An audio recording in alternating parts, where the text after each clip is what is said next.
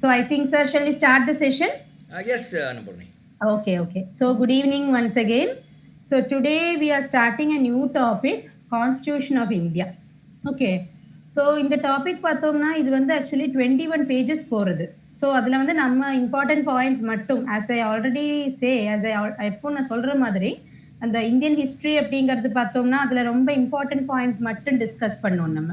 அதே மாதிரி constitution of இந்தியாலேயும் நம்ம தேவையான பாயிண்ட்ஸ் மட்டுமே எடுத்துக்கலாம். மோஸ்ட்லி இதில் எல்லாமே இம்பார்ட்டண்ட்டாக தான் இருக்கும். ஓகே, ஸோ கொஞ்சம் டைம் எடுத்தாலும் பரவாயில்ல, கொஞ்சம் குவிக்காக போகலாம். ஆனால் ஒரு 3 கிளாஸஸாவது தேவைப்படுது கம்ப்ளீட் பண்ண. ஆனால் வெறும் சும்மா இதை மட்டும் பார்க்க மாட்டோம், நடுவில் கொஞ்சம் இங்கிலீஷும் நான் இன்க்ளூட் பண்ணுறேன். Okay, so here you should pay special attention to this section, not because it is critical for entrance examination, but also this is an information that every young citizen should have. Exam பாயிண்ட்டுக்கு மட்டும் இல்லை, ஒவ்வொரு இந்தியனும் தெரிஞ்சிருக்க வேண்டிய ஒரு விஷயம் தான் constitution of இந்தியாவை பற்றியான டீட்டெயில்ஸ். ஓகே, ஸோ இதில் வந்து ஃபர்ஸ்ட் எப்படி நம்ம கான்ஸ்டிடியூஷன் ஃப்ரேம் பண்ணினாங்க அப்படிங்கிறதுலேருந்து ஆரம்பித்து நம்ம கான்ஸ்டிடியூஷனில் இருக்கிற வேரியஸ் பார்ட்ஸ் ஒவ்வொரு பார்ட் பை பார்ட்டாக சொல்லிட்டு போவோம். Okay, so the Indian Constitution is the largest ever written legal document in the world. உலகத்திலேயே லாங்கஸ்ட் இல்லைன்னா லார்ஜஸ்ட் டாக்குமெண்ட் லீகல் டாக்குமெண்ட் எதுன்னு கேட்டதுன்னா இந்தியன் கான்ஸ்டிடியூஷன் தான். ஆக்சுவலி நம்ம கான்ஸ்டியூஷன் வந்து வேற ஒரு கண்ட்ரியோட பார்த்து எழுதினது. இந்தியன் கான்ஸ்டிடியூஷனுக்கு வந்து நமக்கு தெரியும், அம்பேத்கர் அவர் எல்லாருமா சேர்ந்து ப்ரிப்பேர் பண்ணது தெரியும். பட் இது அடாப்ட் பண்ணது வந்து இட் வாஸ் நாட் அவன் ஒரிஜினல். ஓகே, அதான் நம்ம அடாப்டட் மீன்ஸ் நம்ம கான்ஸ்டியூஷன் நம்மளோட ஒரிஜினல் தான். பட் யூகேயோட கான்ஸ்டிடியூஷனை பார்த்து தான் வந்து நம்மளோட கான்ஸ்டியூஷன் நம்ம ஃப்ரேம் பண்ணினது. பட் நம்மளோடது தான் வந்து largest ever return legal document in the world. And it took exactly 2 years, 11 months and 17 days for the Constituent Assembly to complete the text of the Constitution from the date of its first meeting. So இப்படி ஒரு constitution frame பண்ணணும், constitution எழுதணும், இப்படி ஒரு document அவசியம் அப்படின்னு என்னைக்கு meeting போட்டாங்களோ அன்னையிலேருந்து கரெக்டாக 2 வருஷம் 11 மாதம் 17 நாள் எடுத்திருக்கு இந்த இந்தியன் கான்ஸ்டிடியூஷன் டிராஃப்ட் பண்ணுறதுக்கு by the constituent assembly. And the first meeting was on December 9th, 1946. December 9th, 1946 first meeting சேர்ந்திருக்காங்க. அன்னையிலேருந்து 2 years, 11 months and 17 days எடுத்திருக்கு நம்ம கான்ஸ்டிடியூயன்ட் அசம்பிளிக்கு இந்த கான்ஸ்டிடியூஷன் ஃப்ரேம் பண்ணுறதுக்கு. அண்ட் த லாஸ்ட் மீட்டிங் என்னைக்கு November 26th, 1949. ஸோ கரெக்டாக பார்த்தீங்கன்னா 2 years, 11 months, 17 days வரும். அதனால தான் அவங்க அப்படி கொடுத்துருக்காங்க. ஓகே, ஸோ ஸ்டார்டிங் டேட்டும் எண்டிங் டேட்டும் கொடுத்துருக்காங்க. ஜஸ்ட் இது நோட் பண்ணி வைக்கிறது கொஞ்சம் பெட்டராக இருக்கும். ஒன்று வந்து December 9th, 1946, இன்னொன்று வந்து 1949 November 26. Okay, initially it contained 395 articles and 8 schedules. அப்போ முதல்ல வந்து 395 ஆர்டிகிள்ஸும் 8 ஷெடியூல்ஸுமா இருந்தது. அண்ட் ஆஃப்டர் 56 years, 56 வருஷம் கழிச்சு 395 ஆர்டிகிள்ஸ் அது அப்படிங்கிறதையே 444 ஒர்க்கபிள் ஆர்டிகிள்ஸாக மாற்றினாங்க, comprising classes and sub classes. அந்த ஆர்டிகிள்ஸ் வந்து 395 அப்படிங்கிறது ஒரு சின்ன சேஞ்ச் வந்தது. அதாவது அதில் சில விஷயங்களை அடிஷன், தேவையில்லாததை டிலீட் பண்ணி தேவையானதை ஆட் பண்ணி நிறைய அதில் எடிட்டிங்ஸ் நடந்தது. அப்படி எல்லாம் பண்ணி முடிக்க 444 ஒர்க்கபிள் ஆர்டிகிள்ஸ், ஆக்டிவ் ஆர்டிகிள்ஸ் வந்தது. அதில் கிளாஸஸ் உண்டு, சப் கிளாஸஸ் உண்டு. அண்ட் 12 ஷெடியூல்ஸ், 8 ஷெடியூல்ஸ் அப்படிங்கிறது 12 ஷெடியூல்ஸாக இன்க்ரீஸ் ஆச்சு. So this is an introduction about Indian constitution. இப்போ who created our constitution? So நம்ம கேபினெட் கமிஷன் 1946 எப்படி நம்ம கான்ஸ்டிடியூயன்ட் அசம்பிளி மீட்டிங் சேர்ந்துருந்தாங்களோ அதே மாதிரி கேபினெட் மிஷன் அப்படிங்கிறது ஒரு மீட்டிங் சேர்ந்துருப்பாங்க. ஸோ 1946 3 பேர் தான் அதில் இம்பார்ட்டன்ட் மெம்பர்ஸாக இருந்தாங்க. Lord Pethick Lawrence, sir Stafford Cripps and A V Alexander. இவங்க 3 பேர் சேர்ந்து தான் வந்து 1946 cabinet commission, who recommended the formation of an interim government and the creation of a constitution. So இவங்க தான் வந்து முதல்ல நமக்கு ஒரு கான்ஸ்டிடியூஷன் இந்த கண்ட்ரிக்கு தேவை அப்படின்னு கொண்டு வந்தது. The interim government was set up under Pandit Jawaharlal Nehru and a constituent assembly was formed from amongst the elected members of the legislative assemblies. So இந்த இன்டரிம் கவர்மெண்ட்ங்கிறது அப்படிங்கிறது கொண்டு வந்தது நம்ம நெஹ்ரு. ஓகே, பண்டிட் ஜவஹர்லால் நேரு அப்படிங்கிறது அவரோட ஃபுல் நேம். ஓகே, ஸோ சாச்சாஜி அப்படின்னு கூப்பிடுறது வந்து லைக் அது வந்து நீங்கள் மாதிரி நான் ஏதோ ஒரு கொஸ்டின்ல பார்த்தேன், சாச்சாஜி அப்படிங்கிறது யாரை கூப்பிடுவாங்க அப்படிங்கிறது. நம்ம ஜவஹர்லால் நேரு. ஸோ இவ்வளோ ஒரு சிம்பிளான கொஸ்டின், சின்ன குழந்தைகளுக்கு கூட தெரியற ஒரு கொஸ்டின் அது. ஓகே, ஸோ அந்த மாதிரி எல்லாம் கூட கேட்பாங்க. இப்போ நேதாஜி, ஹூ இஸ் நேதாஜி? நேதாஜின்னு யாரை கூப்பிடுவாங்க தெரியுமா? சுபாஷ் சந்திர போஸ். சுபாஷ் சந்திர போஸ். எஸ் எஸ், சுபாஷ் சந்திர போஸ் நேதாஜிம்பாங்க இல்லையா? ஓகே. ஸோ இன்டரிம் அப்படின்னா அதுக்கு மீனிங் வந்து ஃபர்ஸ்ட் ஆஃப் ஆல் இன்டரிம் கவர்மெண்ட்னா ஒரு ஈவெண்ட்லேருந்து இன்னொரு ஈவெண்ட்டுக்கு நடுவில் வர டைம், இல்லைன்னா ஒரு பீரியட்லேருந்து இன்னொரு பீரியடுக்கு நடுவில் வர ஒரு டைம், ஒரு டெம்பரரி அப்படிங்கிற மாதிரி ஒரு டெம்பரரியான அந்த ஒரு பர்பஸ்க்காக மட்டும் தற்காலிகமாக செட் பண்ணது. So the interim government was set up under Pandit Jawaharlal Nehru and a constituent assembly was also formed among the elected members of the legislative assemblies. Each member was a representative of 1 million people. 1 million பீப்புளுக்கு ஒரு ஆளை represent பண்ற மாதிரி இருந்தது. 1:10 lakh. 1 மில்லியன்னா 10 லட்சம். அப்போ 10 லட்சம் பேரை ரெப்ரசென்ட் பண்ண ஒருத்தர். அப்படி எத்தனை மெம்பர்ஸ் இருந்தாங்க அப்படிங்கிறது we will discuss later. Sir Sachidananda Sinha, the eldest, was the first chairman of the assembly. Very important. இது கொஸ்டின்ல வரலாம்.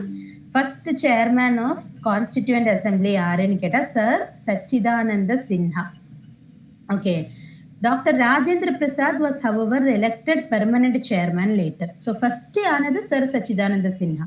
அதுக்கு அப்புறம் வந்து நம்ம டாக்டர் ராஜேந்திர பிரசாத். இவருக்கு இன்னொரு பதவி கூட இருந்தது. What is that? Doctor Rajendra Prasad யாரு?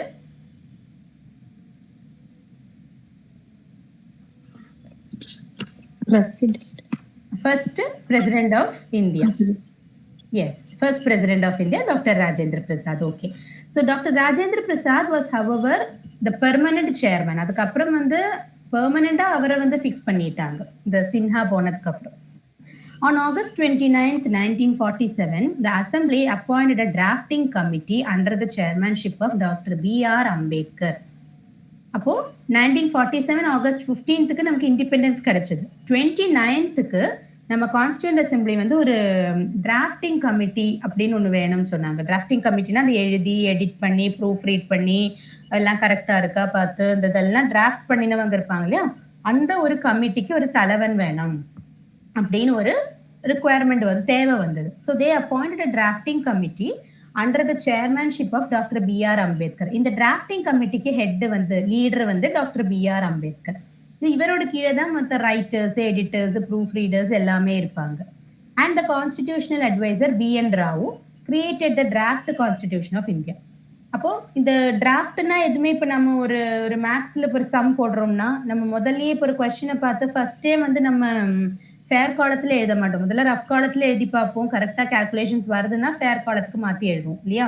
ஸோ அதே மாதிரி தான் டிராஃப்டிங் கமிட்டிக்கு கீழே கான்ஸ்டிடியூஷனல் அட்வைசரான B.N. Rao முதல்ல ஒரு டிராஃப்ட் ப்ரிப்பேர் பண்ணார். எப்படி இருக்கு ரொம்ப ரஃபாக எழுதி பார்க்குற மாதிரி ஒரு டிராஃப்ட் ப்ரிப்பேர் பண்ணார். ஆஃப்டர் 3 ரீடிங்ஸ் இதை வந்து 3 வாட்டி கான்ஸ்டிடியூண்ட் அசம்பிளி படிச்சு பார்த்துருக்காங்க. இந்த டிராஃப்ட் வந்து இப்போ ஃபார் எக்ஸாம்பிள் ஒரு 50 பேஜ் இருக்கு. ஃபார் எக்ஸாம்பிள் ஓகே, ஒரு 50 பேஜ் இருக்குன்னா அதில் என்னெல்லாம் சேஞ்சஸ் கொண்டு வரணும், என்னெல்லாம் எடிட்டிங்ஸ் பண்ணணும், இன்னும் அதை ஜாஸ்தி எழுதணுமா இல்லை இன்னும் அதை கம்மி பண்ணணுமா, இது எல்லாமே வந்து நிறைய பேர் படிச்சு பார்க்கணும் இல்லையா? So after 3 readings by the constituent assembly the draft of the constitution was finally approved. இப்போ 3 டைம் ரீட் பண்ணி பார்த்துருக்காங்க. ஓகே சரியா இருக்கு சொல்லிட்டு it was finally approved, adopted and signed by 284 members. அப்போ கொஞ்சம் முன்னாடி சொன்னாங்க இல்லையா 10 லட்சம் பேருக்கு ஒரு ரெப்ரசன்டேட்டிவ்னு. அப்போ டோட்டலா 284 மெம்பர்ஸ் இருந்திருக்காங்க. ஓகே, இப்போ ஒவ்வொரு 10 லட்சத்துக்கும் ஒருத்தர். அப்போ மொத்தமா 284 மெம்பர்ஸ் இருந்திருக்காங்க கான்ஸ்டியூண்ட் அசம்பிளில. அண்ட் என்னைக்கு இதை சைன் பண்ணியிருக்காங்க, that is very important. It was signed, adopted and approved on November 26th, 1949. November 26ங்கிற டேட்டுக்கு வந்து ஒரு இம்பார்ட்டன்ஸ் இருக்கு. ஏன்னா அது வந்து நம்ம கொஞ்சம் முன்னாடியும் பார்த்தோம். அந்த மீட்டிங் எண்ட் ஆகின டே அது.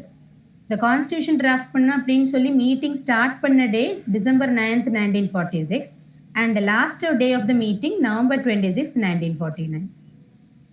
ஓகே, ஸோ அந்த டேட் வந்து கண்டிப்பாக தெரிஞ்சிருக்கணும். Accordingly November 26th is observed as Law Day. நிறைய பேர் இப்போ வாட்ஸ்அப்லாம் நம்ம யூஸ் பண்ணுறதுனால நம்ம குரூப்ஸ்லாம் வரும் ஹாப்பி லா டே, ஹாப்பி லாயர்ஸ் டேன்னெல்லாம் சொல்லி வரும். November 26th இது எனக்கு எப்படி ஆக்சுவலி தெரிய வந்ததுன்னா, நான் அந்த எங்க ஃபேமிலியில வந்து 2, 3 பேர் லாயர்ஸ். ஸோ அப்படிதான் அவங்க லா டே ஈச் அதர் விஷ் பண்ணிக்கிற மாதிரி இப்படி குரூப்ல போட்டப்போ, ஓ! இப்படி ஒரு டே இருக்குன்னு அப்படிதான் எனக்கே தெரிய வந்தது. November 26th is observed as Law Day. Okay. The clauses of citizenship, parliament and elections were implemented at the time of adoption of the constitution. அப்ப சிட்டிசன்ஷிப்பை பத்தி, பார்லிமெண்ட்டை பத்தி, எலெக்ஷன்ஸ் எப்படி நடத்தணும், இதை பத்தி எல்லாமே வந்து கான்ஸ்டிடியூஷன்ல சொல்லியிருக்காங்க. அண்ட் இதுல மற்ற கிளாசஸ் ஏதாவது என்ன சொல்றது ரிமைனிங் வர விட்டு போன ஏதாவது சில பார்ட்ஸ் எல்லாம் வந்து ஆட் பண்ணி மொத்தத்தையுமா ஜான்வரி 26, 1950 அன்னைக்கு இன்ட்ரடியூஸ் பண்ணினாங்க. And everything was made effective from Jan 26, 1950. அதுதான் நம்மளோட குடியரசு தினம் or republic day, the day of enforcement and commencement of the constitution. So approve பண்ணி சைன் பண்ணினது November 26, 1949. ஆனா 2 மாசம் கழிச்சு January 26, 1950க்கு தான் வந்து கான்ஸ்டிடியூஷன் வந்து நிலவுல வந்தது, that is in action வந்தது. And the day India became a republic or Republic Day. So republic day இதுக்காக தான் செலிப்ரேட் பண்ணுறோம். கான்ஸ்டிடியூஷன் நம்ம இந்தியன் கான்ஸ்டிடியூஷன் வந்து ஆக்டிவான டே வந்து January 26, 1950. This day was chosen because the resolution of Purna Swaraj or complete independence had been adopted at the Lahore session of the Indian National Congress on Jan 26, 1929. So எதனால 1950 January 26 அப்படிங்கிற ஒரு date constitution inaugurate பண்ண choose பண்ணாங்க அப்படின்னு கேட்டா, அதே டே தான் republic டேன்னு சொல்றோம். எதுக்குன்னா, இதே மாதிரி ஒரு January 26க்கு தான் லாகூர் செஷன் நடந்து அதுல பூர்ண ஸ்வராஜ் அப்படிங்கிற ஒரு கான்செப்ட் கொண்டு வந்தது. பூர்ண ஸ்வராஜ்னா என்னது? பூர்ணம்னா சான்ஸ்கிரிட்ல கம்ப்ளீட், கம்ப்ளீட் ஸ்வராஜ்னா இண்டிபெண்டன்ஸ். ஸோ கம்ப்ளீட் இண்டிபெண்டன்ஸ் வேணும் அப்படின்னு லாகூர் செஷன்ல டிஸ்கஸ் பண்ணது இதே மாதிரி ஒரு January 26, 1929. ஸோ அதை வந்து 21 வருஷத்துக்கு அப்புறம் 39, 49, 50 21 வருஷத்துக்கு அப்புறம் அதே டே எடுத்து ரிப்பப்ளிக் டேயாவும் அது மாதிரி கான்ஸ்டிடியூஷன் இனாகிரேட் பண்ற டேயாவும் செலக்ட் பண்ணாங்க. Okay, so very very very important part இது. It is also important to note that the Constituent Assembly adopted the national flag on July 22, 1947. அப்ப நமக்கு இண்டிபெண்டன்ஸ் கிடைச்சதுக்கு முன்னாடி ஒரு 3 வாரம் முன்னாடியே நேஷனல் ஃபிளாக் அடாப்ட் பண்ணியாச்சு. அது இதுல கொடுக்கல. நம்ம நேஷனல் ஃபிளாக் டிசைன் பண்ணினவர பேரு வந்து பிங்காளி வெங்கையா அப்படிங்கிறவர். ஓகே, இந்த ட்ரை கலர் ஃபிளாக் அந்த 3 கலர்ல இருக்கு இல்லையா, நம்மளோட saffron, white and green, and in the middle there is Ashoka Chakra. Ashoka Chakra ல எவ்வளோ ஸ்ட்ரோக்ஸ் இருக்கு அது கூட கேட்கலாம் எக்ஸாம்ஸ்க்கு. 24 ma'am. 24 exactly, there are 24 strokes in Ashoka Chakra. Okay, so இதுல வந்து நேஷனல் ஃபிளாக் செலக்ட் பண்ணது என்னைக்கு? July 22, 1947. அண்ட் நம்மளோட ஸ்டேட் எம்ப்ளம் தெரியும், அந்த 3 சிங்கம், ஒன்று முன்னாடி 2 சைடுல அப்படி இருக்கும் இல்லையா.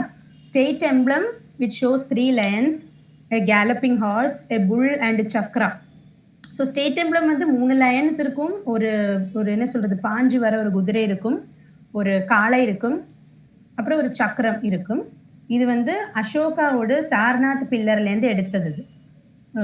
கலிங்கா வார்ல ஜெயிச்ச கிங் அசோகா இல்லையா, அசோகாவோட சாரநாத் பில்லரோட அதே மாடல் தான் இந்த கவர்மெண்ட் ஆஃப் இந்தியா அடாப்ட் பண்ணது. இதை அடாப்ட் பண்ண டே வந்து January 26, 1950. மறுபடியும் Jan 26, 1950க்கு தான் ஸ்டேட் எம்ப்ளமும் அக்செப்ட் பண்ணி டிக்ளேர் பண்ணது. ஃபிளாக் வந்து July 22, 1947.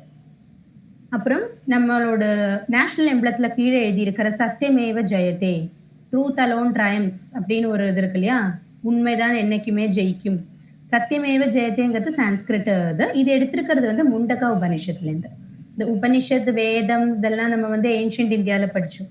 அதுல நிறைய உபனிஷத்துக்கள்ல ஒரு உபனிஷத்து தான் முண்டக உபனிஷத். அதுலேருந்து எடுத்த ஒரு கோட்ஸ் தான் வந்து சத்தியமேவ ஜெயதே. அதை தான் இங்கிலீஷ்ல வந்து ட்ரூத் அலோன் ட்ரையம்ஸ் அப்படின்னு சொல்லுவாங்க. ஓகே, ஸோ 108 உபனிஷத்துகள் இருக்கு, 108 உபனிஷத்ஸ் இருக்கு. அதுல ஒண்ணுதான் முண்டக உபனிஷத்து. அப்புறம் நம்ம நேஷனல் ஆந்தத்தை பத்தி சொல்றாங்க, ஜனகணமன. ஓகே 54 செகண்ட்ல பாடி முடிக்கக்கூடிய ஒரே பாட்டு ஜனகணமன தான். So the national anthem was adopted by the constituent assembly. இது வந்து ஜனவரி 24th 2 நாள் முன்னாடி பண்ணியிருக்காங்க. Jan 24th 1950. It is actually the first stanza of the Janaganamana originally composed by Rabindranath Tagore, which actually contains 5 stanzas. Oh, அதாவது ஜனகணமன அதிநாயக ஜெய ஹே அப்படின்னு சொல்லி ஜெய ஜெய ஜெய ஜெய ஹே அப்படின்னு வருது இல்லையா, அது வந்து 5 ஸ்டான்ஸ் இருக்கக்கூடிய ஒரு பெரிய பாடலாம் அது. அதுல முதல் ஸ்டான்ஸ்னா முதல் பார்ட் மட்டும்தான் நம்ம இப்ப பாடக்கூடிய ஆந்தம். அதனாலதான் நமக்கு அதை 54 செகண்ட்ஸ்ல கம்ப்ளீட் பண்ண முடியாது. 54 செகண்ட் இருந்தா கரெக்டா அந்த மீட்டர்ல அந்த டோன்ல பாடினோம்னா நமக்கு கரெக்டா இருக்கும். நீங்க எந்த ப்ரோக்ராம்ல பண்ணா போய் பாருங்க, 54 செகண்ட்ஸ் மேக்ஸிமம் 55 சிலவங்களுக்கு வரும். ஏன்னா அது அந்த இழுத்து பாடுறவங்களுக்கு சிலப்போ கொஞ்சம் வரும். 54 செகண்ட் தான் நான் கரெக்ட் டைம். ஓகே, நீங்க யூடியூப்ல போய் நேஷனல் ஆந்தம்னு கொடுத்தீங்கன்னா கூட 54 செகண்ட்ஸ் தான் உங்களுக்கு சாங் இருக்கும். ஓகே, ஸோ இது வந்து அந்த பெரிய ஒரு சாங்கோட 5 பேராலேருந்து எடுத்த ஒரு ஸ்டான்ஸா தான் நம்ம இப்போ பாடுற song. Originally composed by Rabindranath Tagore, which actually contains 5 stanzas. The play time, sorry, 52 seconds ma, sorry. Okay, the playing time for the national anthem is 52 seconds. I'm sorry, 54 இல்ல, நான் ஒரு வீடியோ எடுத்திருந்தேன், அதுல 54 செகண்ட் இருந்தது. அது அந்த ஓப்பனிங் க்ளோசிங் எல்லாம் சேர்த்தி. ஓகே, ஸோ 52 seconds தான். Very sorry. However, its shorter version can be completed in 20 seconds. சுருக்கமா பாடுறவங்களுக்கு 20 செகண்ட்ல முடிச்சிடலாம் அப்படின்னு சொல்றாங்க. அடுத்தது வந்து நம்மளோட நேஷனல் கேலண்டரை பத்தி சொல்றாங்க. இந்தியன் கேலண்டர் வந்து எப்பவுமே டிஃப்ரெண்ட். இப்போ நம்ம வந்து ஜனவரி பிப்ரவரி அப்படிங்கிறது வந்து கிரிகோரியன் கேலண்டர். கிரிகோரியன் கேலண்டர்ல வந்து இங்கிலீஷ் மந்த். ஆனா நம்ம வந்து சித்திரை 1, வைகாசி 1, ஆனி 1, ஆவடி 1 இதெல்லாம் சொல்றோம். அது வந்து நம்ம கேலண்டர், இந்தியன் கேலண்டர். சித்திரை அப்படின்னா வந்து மலையாளத்துல வேற வேர்டு சொல்லுவாங்க, மேடம் அப்படின்னு சொல்லுவாங்க. வைகாசிக்கு எடவம் அப்படின்னு சொல்லுவாங்க. ஸோ அந்த மாதிரி வேர்ட்ஸ் தானே மாறுறதே தவிர, சான்ஸ்கிரிட் தான் இதுக்கு எல்லாமே ஒரிஜினல். அந்த வேர்ட்ஸ் மாறுறதே தவிர உங்களுக்கு வந்து அந்த டே கரெக்டாக தான் வரும். சித்திரை 1 தான் எல்லா இடத்துலையும் சித்திரை 1 இருக்கும் இந்தியாவில். ஸோ நேஷனல் கேலண்டர் அப்படிங்கிறது நமக்கு எல்லாம் காமன் தான். It is based on the Shaka era. Shaka அப்படிங்கிற ஒரு என்ன சொல்றது, ஷாக யுகம் அப்படின்னு சொல்லுவாங்க. ஷாகா யுகத்தை சேர்ந்தது தான் நம்ம கேலண்டர்.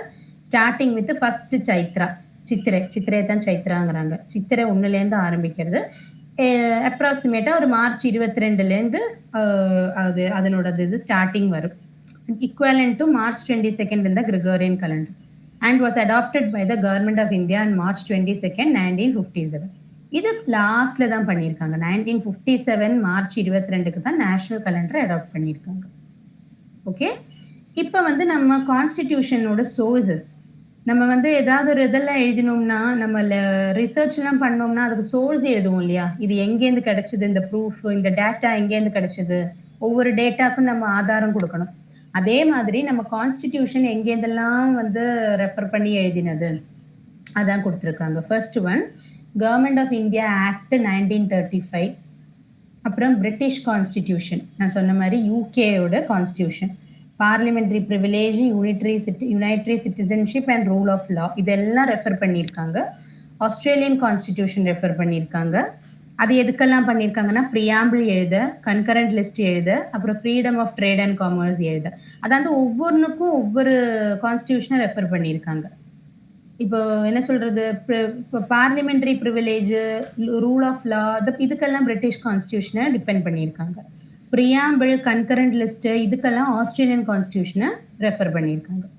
அமெரிக்கன் கான்ஸ்டிடியூஷன் அது வந்து fundamental rights, judicial review, impeachment of the president, இதுக்கெல்லாம்.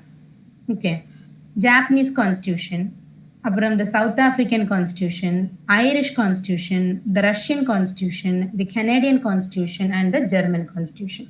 ஸோ இந்த நேம்ஸ் மட்டுமே நீங்க தரோவா இருந்தா போதும். ஓகே, அண்ட் ஒவ்வொன்றுலேருந்தும் எதை எடுத்திருக்காங்க அப்படிங்கிறது ஒரு ஜஸ்ட் ஒரு ரீடு கொடுக்கறது கொஞ்சம் பெட்டரா இருக்கும்.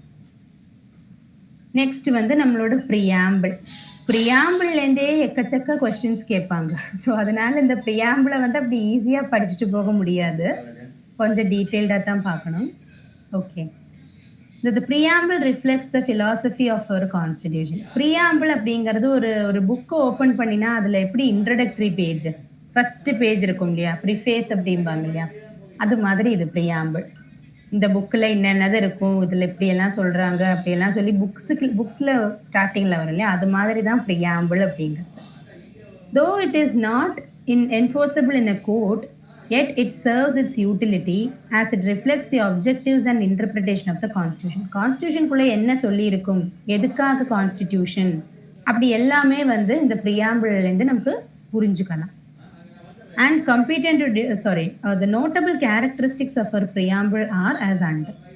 Okay, so can somebody read it for me? Afsana, அது எனக்கு படிக்கிறீங்களா இந்த 1 அப்படிங்கிறது?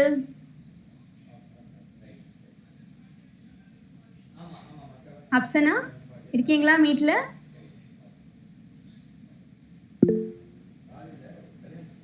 எஸ், அதை ரீட் பண்றீங்களா? 1 இருக்கேன். India is a sovereign, socialist, secular network issue. Okay. Jamuna madam, can you read it?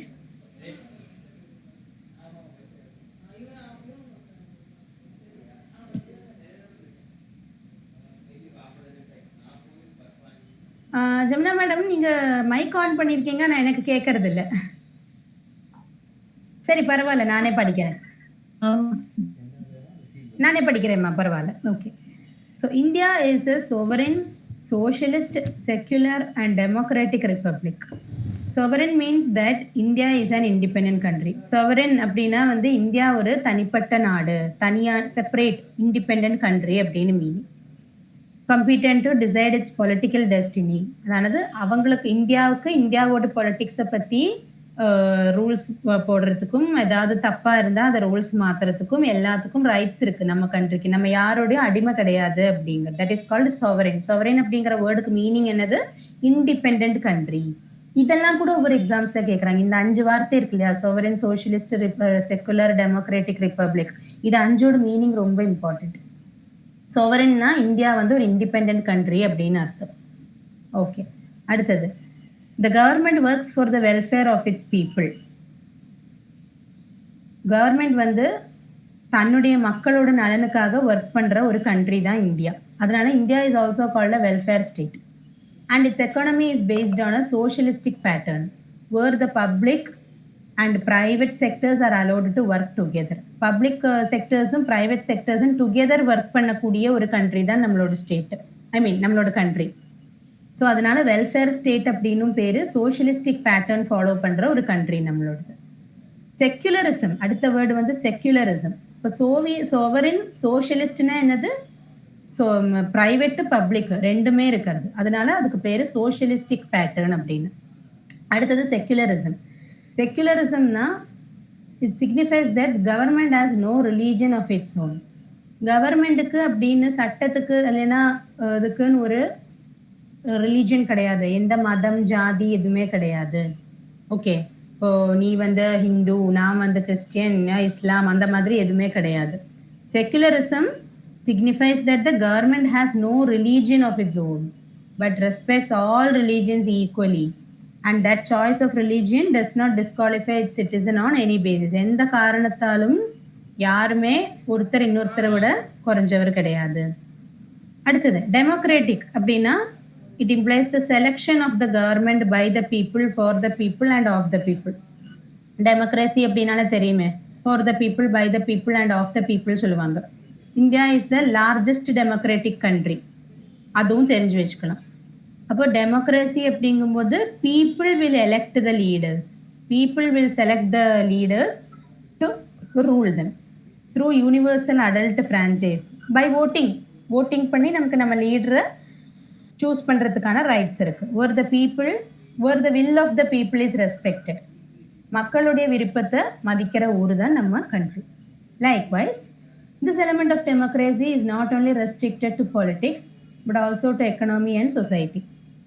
அரசியலுக்கு மட்டும் இல்லை டெமோக்ரஸி அப்படின்னு, எக்கனாமிக்கல் இஷ்யூஸ்லையும் சொசைட்டல் இஷ்யூஸ்லையும், ஒரு சமூகத்தில் ப்ராப்ளம்னு வரும்போதும் டெமோக்ரஸி தான் நாங்கள் ஒர்க் ஆகுது. இப்போ ஏதாவது ஒன்றுன்னா ஒரு போல் போடுறோம், இப்போ வாட்ஸ்அப் குரூப்லேயே இப்போ ஏதாவது ஒரு கிளாஸ் 8 மணிக்கு வைக்கலாமா, போலிங் தான் பண்ணுறோம் நம்ம.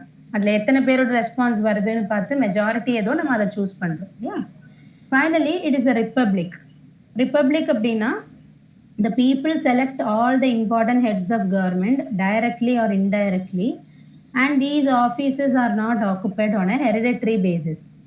அதானது பரம்பரையா அந்த டிக்டேட்டர்ஷிப்பு மொனார்கி எல்லாம் மாதிரி இப்போ அப்பா முடிஞ்சா புள்ள முடிஞ்சா அதுக்கப்புறம் பேரன், நம்ம அக்பர், ஜஹாங்கீர், ஷாஜஹான் மாதிரி தான் சிஸ்டம் கிடையாது. கவர்மெண்ட் ஹெட்ஸ் எல்லாருமே பீப்புள் தான் எலெக்ட் பண்றாங்க. So that is called republic country.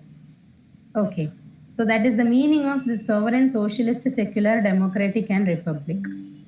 இனி அடுத்தது, the inspiration for the ideology of liberty, equality and fraternity. இது ஒரு இம்பார்ட்டன்ட். இந்த 3 words, liberty, justice, liberty, equality and fraternity, இந்த 4 வேர்ட்ஸ் வரும். இது வந்து பிரெஞ்சு ரெவல்யூஷன்லேருந்து எடுத்திருக்கிற, அடாப்ட் பண்ணது. ஸோ இந்த ப்ரியாம்பிள் இந்த 4 வார்த்தைகளுக்கு எக்ஸ்பிளைன் என்னன்னா, ஜஸ்டிஸ் அப்படிங்கிறது social justice, economic justice and political justice, 3லையுமே வந்து நீதி இருக்கணும், நீதி நியாயம் இருக்கணும். லிபர்ட்டினா என்னது? இண்டிபெண்டன்ஸ், சுதந்திரம். Liberty of thought, liberty of expression, belief, faith and worship. எனக்கு இஷ்டமுள்ள மாதிரி நான் திங்க் பண்ணுவேன், இஷ்டமுள்ள மாதிரி நான் இஷ்டமுள்ள கடவுளை நம்புவேன், எனக்கு பிடிச்ச நம்பிக்கைகள் நான் வச்சுப்பேன், எனக்கு பிடிச்ச கடவுளை நான் கும்பிடுவேன். That is called liberty. Equality of status and opportunity, எல்லாரும் ஈக்குவல், ரிச் புவர் அப்படியெல்லாம் கிடையாது, ஜாதி மத பேதம் கிடையாது, எல்லாருமே ஈக்குவல்.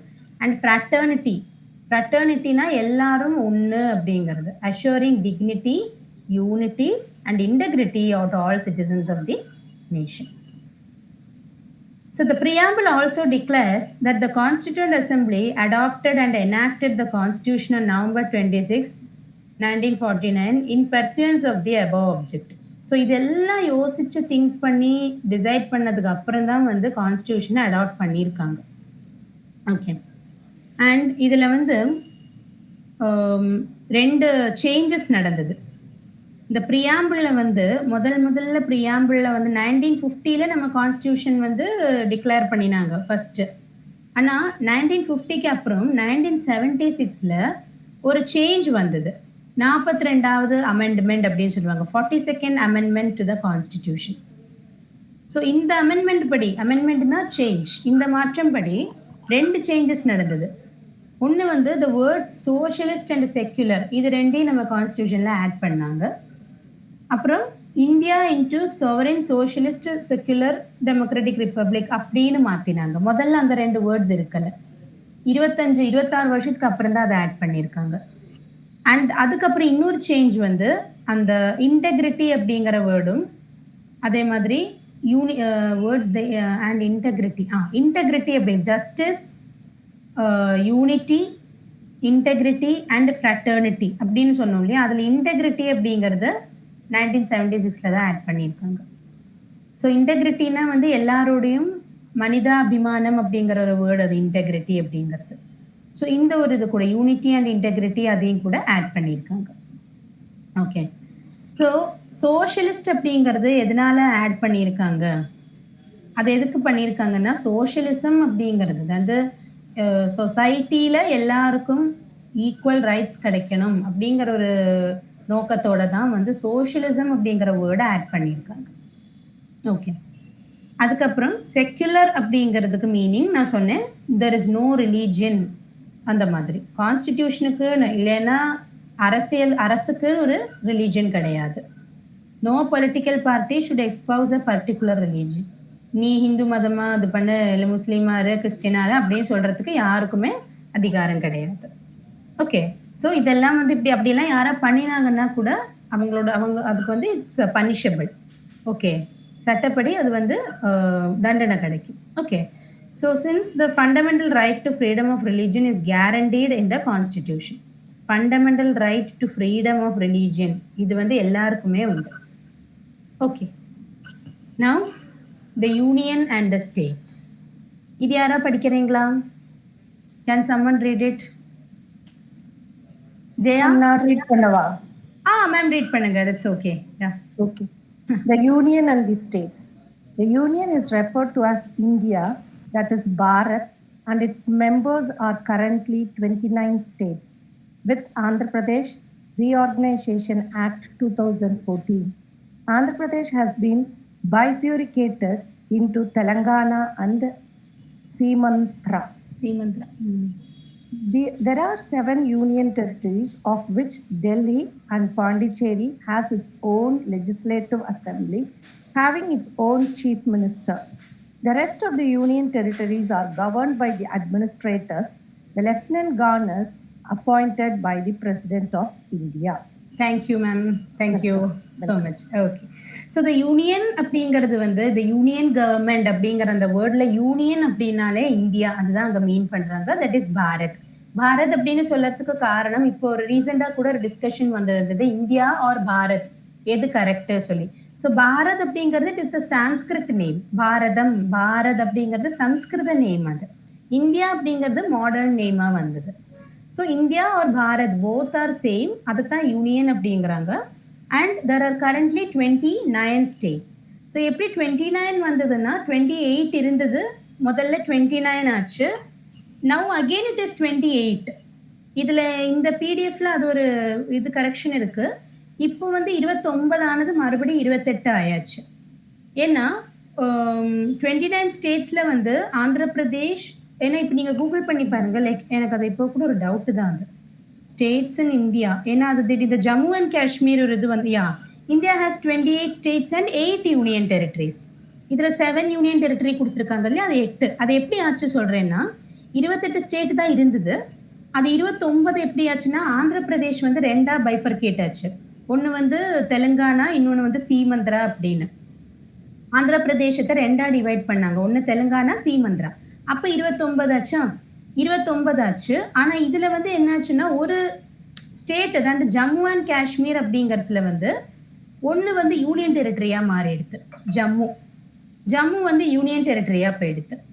அப்போ மறுபடியும் அங்கே என்னாச்சு, இந்த ஜம்மு அண்ட் காஷ்மீர் அப்படிங்கும்போது இந்த 29ல் ஒன்று போயிடுது. ஸோ மறுபடியும் 28ஆ மாறிடுது. அண்ட் யூனியன் டெரிட்டரியில் ஒன்று ஜாஸ்தியாச்சு. ஓகே, அப்போ இப்போ வந்து 28 ஸ்டேட்ஸ் தான் இப்போ இருக்கு. இந்த பிடிஎஃப் போடும்போது மேபி அது கொஞ்சம் இது பழைய பிடிஎஃபாக இருக்கும், அதனாலேயே இருக்கும். ஓகே, இப்போ 28 state and 8 union. If you want to refer you can see this. Okay, India has 28 states and 8 union territories. Okay, fine. So இப்போ வந்து தெர் ஆர் 8 யூனியன் டெரிட்டரிஸ். இதில் நான் சொன்ன மாதிரி 8 யூனியன் டெரிட்டரி இருக்கு, ஜம்மு கூட சேர்ந்ததுனால, ஜம்மு எக்ஸ்ட்ரா வந்ததுனால 8 யூனியன் டெரிட்டரிஸ் இருக்கு நம்ம கண்ட்ரியில். அதில் வந்து என்ன சொல்கிறாங்கன்னா, டெல்லிக்கும் பாண்டிச்சேரிக்கும் வந்து அதனோட own legislative assembly, own chief minister, தனி அசம்பிளி, தனி சீஃப் மினிஸ்டர். யூஸ்வலி எப்படின்னா வந்து யூனியன் டெரிட்டரிஸ்க்கு வந்து அப்படி தனியாக இருக்காது. அவங்க அது இருக்கிற பக்கத்தில் இருக்கிற ஸ்டேட்டோடே கவர்மெண்ட் இதுதான் இருக்கும், பிரசிடென்டோட கண்ட்ரோலில் போகும் இல்லைன்னா. ஆனால் டெல்லிக்கும் பாண்டிச்சேரிக்கும் வந்து தனி லெஜிஸ்லேட்டிவ் அசம்பிளி, தனி chief ministers. Rest of the union territories are governed by administrators, lieutenant governors appointed by president of India. மற்ற யூனியன் டெரிட்டரிஸ்க்கெல்லாம் வந்து மோஸ்ட்லி கவர்னர்ஸ் தான் இருப்பாங்க, ஹெட்டாக, that is like chief minister மாதிரி. ஆனால் டெல்லி பாண்டிச்சேரிக்கு அப்படி கிடையாது. ஸோ நமக்கு இப்போ இருக்கிற யூனியன் டெரிட்டரிஸோட லிஸ்ட் ஒரு டைம் பார்த்துடலாம். Andaman and Nicobar islands, Chandigarh, Dadra and Nagar Haveli and Daman and Diu, Delhi, Jammu and Kashmir, Lakshadweep, Ladakh, Puducherry. இதில் டெல்லி, புதுச்சேரி இப்போ நம்ம சொன்னோம். இப்போ மிச்சமெல்லாம் பாருங்கள், லடாக் இருக்குது, லக்ஷதீப் ஐலேண்ட் இருக்குது, அந்தமான் அண்ட் நிக்கோபார் ஐலேண்ட்ஸ் இருக்குது, டெல்லி, ஜம்மு அண்ட் காஷ்மீர். பார்த்தீங்களா, நான் சொன்னேன் 29 இருந்த ஸ்டேட்டு அது மறுபடியும் 28 ஆக காரணம் இது அப்படியே யூனியன் டெரிட்டரியாக மாறிடுது. அப்புறம் Dadra and Nagar Haveli and Daman and Diu, அது ரெண்டும் சேர்த்து தான் சொல்லுவாங்க. So totally 8 union territories. சரியா? Okay, so now we are moving to constitution of India. அதில் முதல்ல சில விஷயங்கள் சொல்கிறாங்க. 1961ல் Goa was liberated from Portuguese control. Portugal அப்படின்னு ஒரு கண்ட்ரி இருக்கு இல்லையா, ஃபுட்பால் மேட்ச்லாம் பார்க்குறவங்களுக்கு தெரியும். அந்த கண்ட்ரியோட கண்ட்ரோல்லையாக இருந்தது கோவா. அதுக்கப்புறம் வந்து 1961 தான் வந்து கோவாவுக்கு அவங்க கிட்டேருந்து விடுதலை கிடச்சிது. So Goa is the smallest state in India. Largest state எது தெரியுமா? Smallest state is Goa, largest state is Rajasthan. Area வச்சு லார்ஜஸ்ட் நான் சொல்கிறது. ஓகே, வந்து அவங்க ஸ்பேஸ் இடத்த வச்சு நான் சொல்கிறது ஸ்மாலஸ்ட் லார்ஜஸ்ட் அப்படின்னு. Smallest Goa, largest Rajasthan. ஆனா பாப்புலேஷன் லார்ஜஸ்ட் எங்கன்னு கேட்டீங்கன்னா உத்தரப்பிரதேஷ். இப்போ அது மாதிரி smallest population state in India வந்து சிக்கிம் அப்படிங்கிற இடம். ஓகே, யூபி வந்து largest population and smallest population வந்து Sikkim. Okay, so Sikkim became an associate state and later a regular state in 1975. இப்போ கோவாக்கும் சிக்கிமுக்கும் சில பிரத்யேகதைகளை கொடுத்துருக்காங்க, சில இம்பார்ட்டன்ஸ் கொடுத்துருக்காங்க. Under Article 3 of the Constitution, the Parliament may, by law, form a new state by altering the boundaries of the existing states. It can also increase or decrease the area of states and can also change the name of a state through a simple majority. அதாவது article 3 படி என்ன சொல்றாங்கன்னா, பார்லிமெண்ட்டுக்கு வந்து ஒரு ஸ்டேட்டை வந்து இன்னொரு state கூட மிக்ஸ் பண்ண, இல்லைன்னா வந்து ஒரு ஸ்டேட்டை 2ஆ பிரிக்க, இதுக்கு எல்லாமே ரைட்ஸ் இருக்கு. அதனோட பவுண்டரிஸில் வச்சு கட் பண்ண, இதுக்கு எல்லாமே ஸ்டேட் இருக்கு. அதனால தான் வந்து ஆந்திரா வந்து தெலுங்கானா, சீமந்திரான்னு 2ஆ டிவைட் பண்ணியிருக்காங்க. அண்ட் இதில் வந்து நம்பர் ஆஃப் ஸ்டேட்ஸ் வந்து இன்க்ரீஸ் பண்ணுறதுக்கும் டிக்ரீஸ் பண்ணுறதுக்கும், அது மாதிரி ஒரு ஸ்டேட்டோட பேரை மாற்றுறதுக்குமான ரைட்ஸ் இருக்கு through simple majority.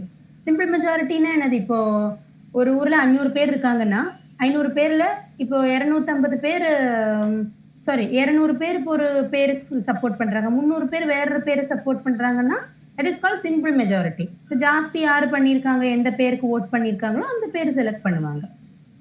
Okay, so it is important to note that while the Government of India's notification dated Jan 5, 1976, an exclusive economic zone EEZ of India in ocean waters has been created up to a distance of 200 nautical miles from the coastline. So this is nothing. EEZ அப்படின்னா exclusive economic zone.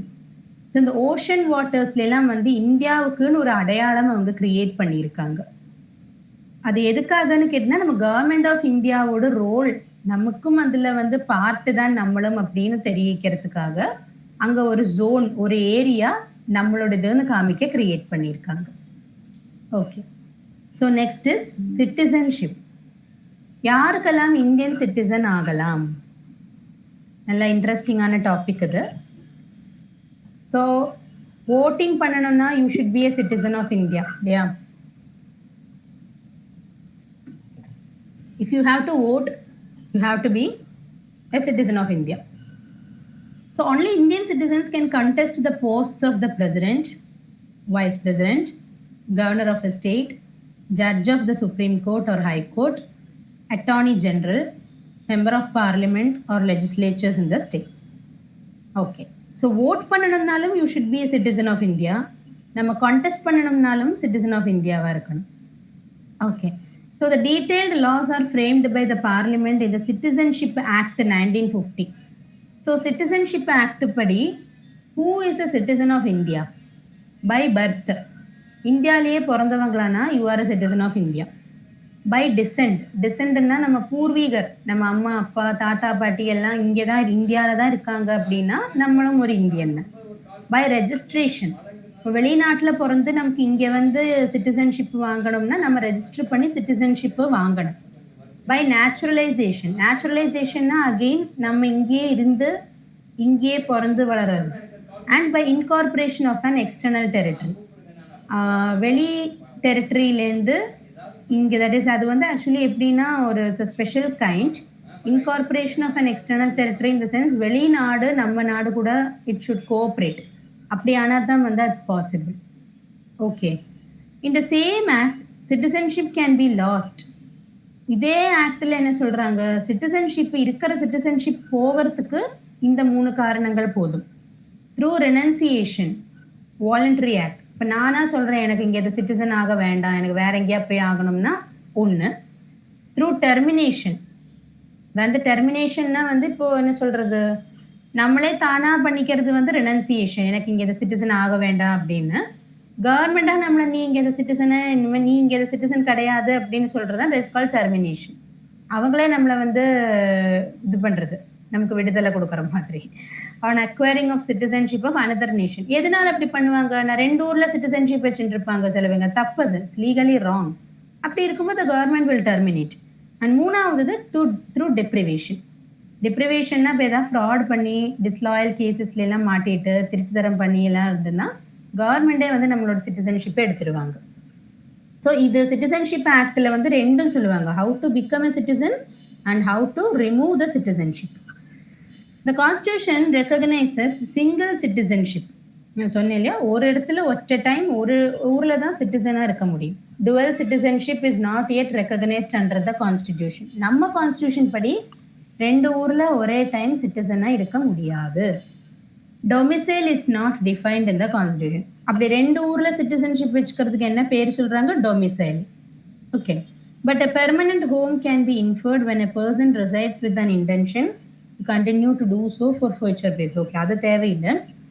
Persons born after the commencement of the Constitution are not covered under this principle.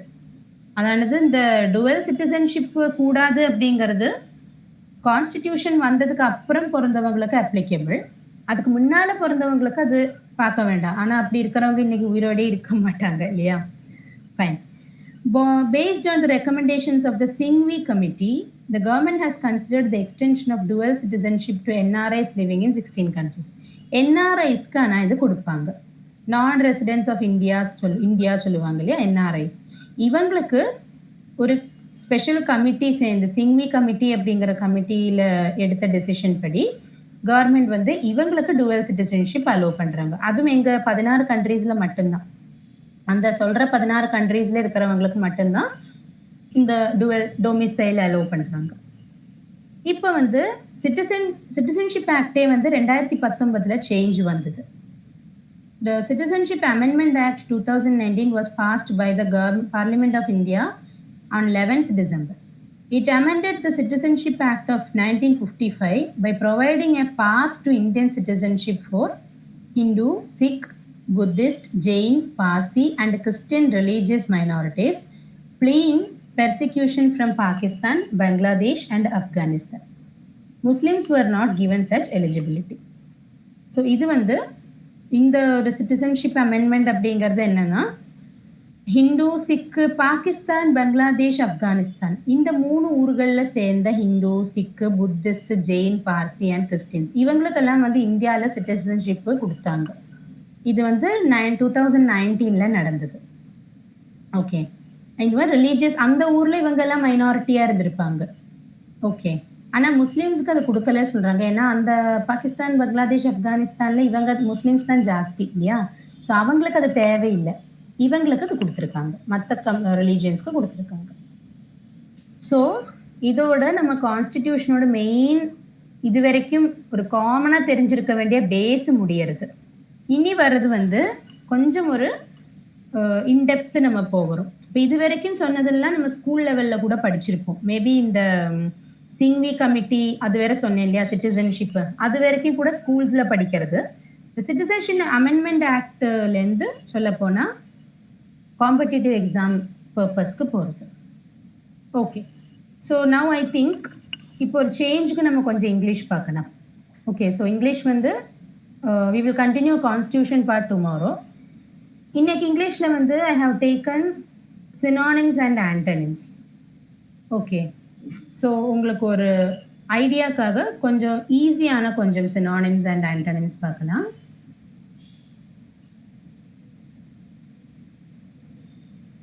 Just a minute. Is it visible? Screen தெரியுதா?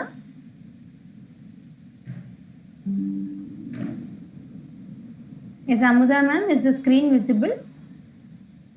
Yes ma'am, it's visible. Okay, fine. So இதுல வந்து alphabetical orderல தான் கொடுத்திருக்கு. So first word வந்து abundant. இதுல synonym, ஒவ்வொரு வேர்டோட synonymum இருக்கும், antonymum இருக்கும். ஓகே, அப்போ synonym அப்படிங்கிறது, synonyms அப்படின்னா words with same meanings. ஒரே மீனிங் இல்லைன்னா கிட்டத்தட்ட ஒரே மீனிங் வர மாதிரி தான் வேர்டு கூட ஆகலாம் synonyms. ஆண்டனிம்ஸ் அப்படின்னா வந்து ஆப்போசிட்ஸ், அப்படியே நேர ஆப்போசிட்டான வேர்ட்ஸ் தான் ஆண்டனிம்ஸ் அப்படிங்கிறது. ஸோ நம்ம பார்க்கலாம். abundant அப்படிங்கிறதுக்கு synonym என்னது? plentiful, bountiful, ample. abundantனா நிறைய. I have abundant friends அப்படின்னா I have many friends.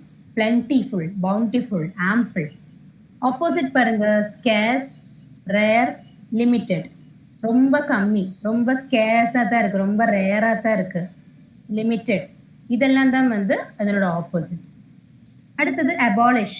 Abolish பண்றதுன்னா அப்படியே அதை என்ன சொல்றது, ஸ்டாப் பண்றது, இல்லைன்னா அதை வந்து அவாய்ட் பண்றது கம்ப்ளீட்டா. அபாலிஷ். அதுக்கு சினானிம் வந்து அப்ரகேட் அப்படிங்கிற வேர்டு, ஆண்டனிம் வந்து எனாக்ட். ஓகே. அடுத்தது அபேஷ். அபேஷ்னா அன்னபூர்ணி ஒரு நிமிஷம். இப்போ ரீசெண்டாக அப்ரகேஷன் நீங்கள் பேப்பரில் பார்த்துருப்பீங்கன்னு நினைக்கிறேன். ஆர்டிகல் 370 அப்ரகேஷன் அப்படின்னு பார்த்துருக்கீங்களா? ஓகே. காஷ்மீரில் ஆர்டிகல் 370 அப்படிங்கிற பிரசிடென்ட் ரூலை ரிமூவ் பண்ணிட்டாங்க. அது அபாலிஷன் இங்கே ரிமூவ் அந்த மீனிங்கில் வருது இந்த இடத்துல. அது அப்ரகேஷன் அப்படின்னு சொல்லுவாங்க. அது பேப்பரில் இங்கிலீஷ் பேப்பர் படிக்கிறவங்களுக்கு அது தெரியும். ஸோ அதை ரிமூவ் பண்ணி இப்போ அதை ஒரு ஸ்டேட் மாதிரியே அதை கன்சிடர் பண்ணுறாங்க. முதல்ல பிரசிடென்ட் ரூல் இருந்தது. ஸோ அது ரொம்ப ஒரு கான்ட்ரவர்ஷியலான இது. பிஜேபி அபாலிஷ் பண்ணிட்டாங்க அப்படின்னு ஒரே கான்ட்ரவர்ஷியலாக இருந்தது. ஸோ அதை பற்றி நீங்கள் நிறைய இவங்க கூட இந்த எலெக்ஷன் டைம் கூட நிறைய பேசிட்டாங்க. வேர்ட் பார்த்திருக்கேன், லைக் அது எக்ஸாக்ட்டா எங்க பார்த்தேன்னு ஞாபகம் வருது இல்ல. காஷ்மீர்ல ஆர்டிகல் 370 அப்ரகேஷன் அப்படின்னு வரும். அதாவது அதை அபாலிஷ் பண்ணிட்டாங்க. 370 இந்த பிரசிடென்ட் ரூலா இருந்தது.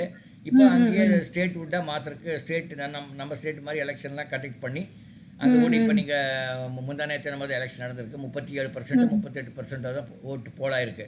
அதே பெரிய விஷயம் அங்கே. ஏன்னா நிறைய பேர் ஓட்டே போட மாட்டாங்க அந்த ஊரில். பிகாஸ் டெரரிஸ்ட்லாம் இருக்கிறதுனால வீட்டை விட்டு வெளியேறதுக்கே யோசிக்கிற ஒரு இடம் அது. எனவே நீங்கள் ஏன் இதெல்லாம் சொல்கிறேன்னா, நீங்கள் அந்த மாதிரி ஒரு ஏதோ ஒரு லிங்க் பண்ணி நீங்கள் மனசில் வச்சிங்கன்னா உங்களுக்கு மறக்காது, ஈஸியாக இருக்கும். அதுதான் ரிலேட் பண்ணி படித்தா கொஞ்சம் நல்லா இருக்கும். Correct sir, thank you. ஓகே. அடுத்தது வந்து அபேஷ். அபேஷ் அப்படின்னா வந்து யூஸ்வலி கம்போஸ் பண்ணுறது அப்படின்னு மீனிங். ஏன்னா அதுக்கு இன்னொரு இதுதான் வந்து சினானிம் வந்து பார்த்தீங்கன்னா டிஸ்கன்சர்ட், ரேட்டில். ஆனால் ஆண்டனிம்ஸ் பாருங்க, அப்ஹோல்ட், டிஸ்கம்போஸ். ஓகே. ஸோ இந்த வேர்ட் வந்து உங்களுக்கு யூஸ்வலி இப்போ இந்த அபேஷ் அப்படிங்கிறது நம்ம அதிகம் அவ்வளோவா நம்ம கான்வர்சேஷன்ஸில் கேட்டிருக்க மாட்டோம். பட் இன்னொரு மீனிங் கூட இருக்குது. அபேஷ்ட் அப்படிங்க எம்பாரஸ்ட், ஒரே என்ன சொல்கிறது, அபமானம் ஆயிடுத்துன்னெல்லாம் சொல்லுவோம் இல்லையா, ரொம்ப அவமானப்பட்டுட்டேன், எம்பாரஸ்ட் ஆயிட்டேன் அப்படின்னு சொல்லுவோம். ஸோ ஆக்சுவலி அந்த ஒரு மீனிங் கூட இருக்குது, embarrassed. Okay, I will add that. Embarrassed, disconcerted, embarrassed, disconcerted, rattle. இதுக்கு ஆண்டனிம் வந்து அப்ஹோல்ட், டிஸ்கம்போஸ். அடுத்தது அப்சால்வ். அப்சால்வ்னா மன்னிக்கிறது, பார்டன், ஃபர்கிவ். இதுக்கு ஆண்டனிம் வந்து கரெக்டான ஆண்டனிம் கிடையாது, ஆனால் சிமிலராக வர ஆண்டனிம். ஒன்று வந்து கம்பல், இன்னொன்று வந்து அக்யூஸ், பழிக்கிறது, யாரையாவது தப்பு பண்ண சொல்லி குத்தப்படுத்துறது, குத்தம் சொல்றது. Next is acumen. அக்யூமென்னா அவேர்னஸ், பிரில்லியன்ஸ் எல்லாம் இருக்கிறவங்க, ஓகே, புத்தி இருக்கிறவங்க. ஆண்டனிம் வந்து ஸ்டூபிடிட்டி, இக்னரன்ஸ். அடுத்தது அக்கார்ட். அக்கார்டுனா to agree with something, to approve something, agree பண்ணுறது, ஒத்துக்கிறது, அக்ரிமெண்ட் ஆர் ஹார்மனி. ஆண்டனிம் வந்து டிஸ்கார்ட். Accord opposite discord. அடுத்தது அடமெண்ட். அடமெண்ட் தான் ரொம்ப பிடிவாதமாக இருக்கிறது, ஸ்டப்போனாக இருக்கிறது, இன்ஃப்ளெக்சிபிள். நான் வச்சது தான் சட்டம், நான் பிடிச்ச முயலுக்கு 3 கொம்பு அப்படிங்கிற மாதிரி. நான் என்ன சொன்னேனோ அப்படியே தான் இருப்பேன். அதில் ரொம்ப அடமெண்டாக இருக்கிறது, இன்ஃப்ளெக்சிபிளாக இருக்கிறது. அதுக்கு ஆண்டனிம் பார்த்தீங்கன்னா ஃப்ளெக்சிபிள், சாஃப்ட், கொஞ்சம் அட்ஜஸ்ட்மெண்ட்லாம் பண்ண ரெடியாக இருக்கிறவங்க. ஓகே. அடுத்தது அட்வர்சிட்டி. அட்வர்சிட்டினா ஒரு மிஸ்ஃபார்ச்சூன், ஒரு கலாமிட்டி, ஒரு கஷ்டமான ஒரு சூழ்நிலை. ஓகே. கலாமிட்டி அப்படின்னாலே வந்து நிறைய டேமேஜ், டிசாஸ்டர் எல்லாம் வரக்கூடிய ஒரு சிச்சுவேஷன். அதுக்கு ஆண்டனிம் வந்து பார்த்தீங்கன்னா prosperity, fortune. So the exact word for Calamity is பேரிடர். பேரிடர் இன் தமிழ். அண்ட் ப்ராஸ்பெரிட்டி அப்படிங்கிறதுக்கு தமிழில் என்ன சொல்லுவீங்க? எனக்கு தெரியாது, அதான் உங்ககிட்ட கேட்குறேன். செழிப்பு. செழிப்பு. Okay, that is the opposite. அடுத்தது அலிவியேட். அலிவியேட் அப்படிங்கிறதுக்கு சினானிம் இஸ் அபேட், அலிவியேட் பண்றதுன்னா வந்து கொஞ்சம் ஒரு பிரச்சனை இருக்குன்னா அதை எப்படியா அலிவியேட் பண்ண பார்க்கறது, அதை எப்படியாவது சின்னது பண்ணி அதை சால்வ் பண்ண பார்க்கறது. அதனோட ஆப்போசிட் வந்து அக்ரவேட். அக்ரவேட்னா அதை வந்து ஜாஸ்தி பண்றது. இருக்கிற பிரச்சனைக்கு மேல நீ அதை அக்ரவேட் பண்ணாதேன்னு சொல்லுவோம். அக்ரவேட் மீன்ஸ் அது இருக்க ஏதோ ஒரு ப்ராப்ளத்தை அதிக பண்றது, ஜாஸ்தி பண்றது, அதிகப்படுத்துறது. Next is amplify. ஆம்ப்ளிஃபை பண்றதுன்னா பெருசு பண்றது, ஆம்ப்ளிஃபை. Augment, deepen. ஓகே, அதனோட ஆப்போசிட் வந்து லெசன், கான்ட்ராக்ட். கான்ட்ராக்ட் சின்னது பண்றது. அடுத்தது அசென்ட். அசென்ட் அப்படின்னா வந்து எஸ்கலேட், பெருசாகிறது இல்லைன்னா மேலே போகிறது அப்படிங்கிற ஒரு மீனிங். டிசென்ட் அப்படின்னா கீழே வருது இல்லைன்னா கம்மி ஆகிறது. Next is Audacity. ஆடாசிட்டி அப்படின்னா boldness, courage. Boldness and courage. இதுக்கு ஆப்போசிட் வந்து மைல்ட்னஸ், கவர்டிஸ். போல்டாக இருக்கிறது, ரொம்ப தைரியமாக இருக்கிறதுனா ஆடாசிட்டி அப்படிங்கிற மீனிங். இதுக்கு ஆப்போசிட் வந்து மைல்ட்னஸ் அண்ட் கவர்டிஸ், ரொம்ப கோழையாக இருக்கிறது. அடுத்தது வந்து ஆக்வர்ட். ஆக்வர்ட் அப்படின்னா ரூட், ரொம்ப இதாக இருக்கிறது, ஸ்ட்ரிக்ட், ரூடாக இருக்கிறது. பிளண்டரிங் அப்படின்னு சொல்லுவாங்க. அதுக்கு ஆப்போசிட்ஸ் வந்து அட்ராய்ட், கிளவர். ஆக்சியம். ஆக்சியம்னா ட்ரூ, உண்மையாக இருக்கிறது, ட்ரூயிசம், அடேஜ், ட்ரூயிசம்னு சொல்லுவாங்க. இதுக்கு ஆப்போசிட் வந்து அப்சர்டிட்டி, பிளண்டர், ஸ்டூபிடிட்டின்னு கூட சொல்லலாம். Absurdity, stupidity, blunder. ஓகே, அதுவும் கரெக்ட் தான், ஸ்டூபிடிட்டி. அடுத்தது பேஃபிள். பேஃபிள்னா அப்படியே குழங்கி போகிறது, கன்ஃபியூஸ்டு ஸ்டேட்டில் இருக்கிறது. Baffle means astound, confuse, perplex, faze. இதுக்கு ஆப்போசிட் வந்து ஃபெசிலிட்டேட், கிளாரிஃபை. நெக்ஸ்ட் வந்து பிவிட்சிங். பிசி கூட இன்னைக்கு பார்க்கலாம். பிவிட்சிங் அப்படின்னா அல்யூரிங், சார்மிங், ரொம்ப அழகாக இருக்கிறது பார்க்கறதுக்கே. ரிப்பல்சிவ். Repulsive, repugnant. இது வந்து பிவிட்சிங்க்கு ஆப்போசிட்டாக வர வேர்ட்ஸ்.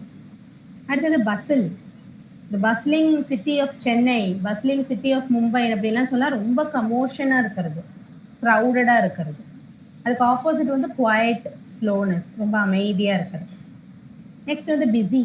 பிஸினா ஆக்டிவ், என்கேஜ்னு எல்லாம் மீனிங் வரும். அதுக்கு ஆப்போசிட் வந்து ஐடல், சும்மா ஒரு வேலையும் இல்லாமல் இருக்கிறது, ஐடல், லேசி.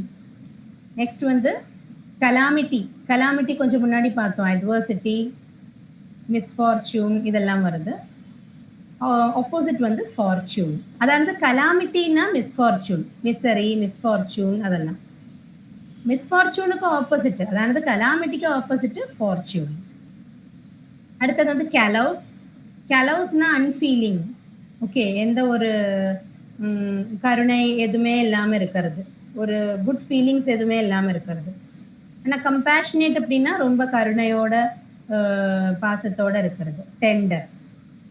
சீஸ். சீஸ் அப்படின்னா ஸ்டாப் பண்ணுறது, டு டெர்மினேட், டெசிஸ்ட், ஸ்டாப் அப்படின்னு மீனிங். ஆப்போசிட் வந்து ஸ்டார்ட் இல்லைன்னா பிகின், ஒரிஜினேட். நெக்ஸ்ட் வந்து சேஸ்ட். சேஸ்ட்னா விர்ச்சுவஸ், பியோர், ரொம்ப புனிதமாக இருக்கிறது. சேஸ்டிட்டினா ரொம்ப விர்ஜினாக இருக்கிறது, பியோராக இருக்கிறது. ஆனால் சலீட், லாஸ்ட்ஃபுல் அப்படிங்கிறது அதனோட ஆப்போசிட். அடுத்தது வந்து comprise. Comprise means to include or to contain. Opposite is reject and lack. Next is classic. Classic film அது அப்படின்னா சிம்பிள் ஆனால் டிப்பிக்கலாக இருக்கும். ஓல்டு ஃபிலிம்ஸ் எல்லாம் கிளாசிக்ஸ் அப்படிம்பாங்க. பழைய காலத்து பாடல்கள், படங்கள் எல்லாம் கிளாசிக்ஸ் அப்படிம்பாங்க. அதனோட ஆப்போசிட் பார்த்தா ரொமான்டிக் அண்ட் அன்யூஷுவல். நெக்ஸ்ட் வந்து கான்கர். கான்கர் அப்படின்னா அதுக்கு கான்குவர் இல்லை, கான்கர். கான்கருக்கு வந்து அப்ரூவ், அக்ரி, இதுதான் மீனிங். ஆப்போசிட் பார்த்தீங்கன்னா டிஸ்அப்ரூவ், டிஸ்அக்ரி. ஓகே, டிஸ்அப்ரூவ்னு கூட சொல்லலாம், டிஸ்அப்ரூவ். ஓகே. கன்சாலிடேட். கன்சாலிடேட்னா ஸ்ட்ரெங்தன் பண்ணுறது, சாலிடிஃபை பண்ணுறது. அதனோட ஆப்போசிட் வந்து செப்பரேட் பண்ணுறது, வீக்கன் பண்ணுறது. Next is compress. கம்ப்ரெஸ்னா சுருக்கிறது, அப்ரிவியேட் இல்லைன்னா ஷ்ரிங்க்.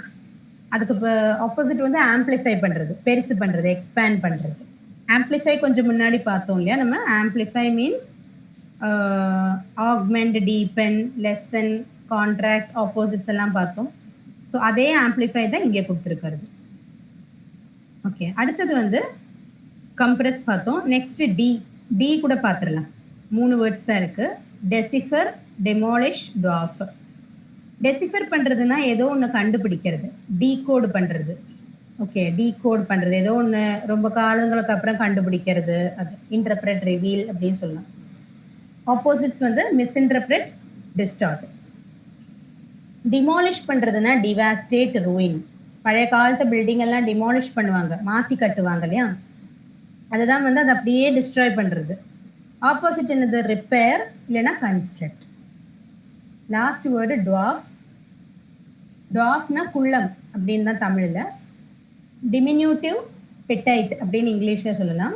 ஆப்போசிட் வந்து ஹியூஜ், ஜயண்ட், பீகரமா இருக்கிறது. Okay, so we will continue the remaining in the next class. Okay, so இன்னைக்கு எடுத்தது புரிஞ்சுதா? கான்ஸ்டியூஷன் மெயினா புரிஞ்சுதா?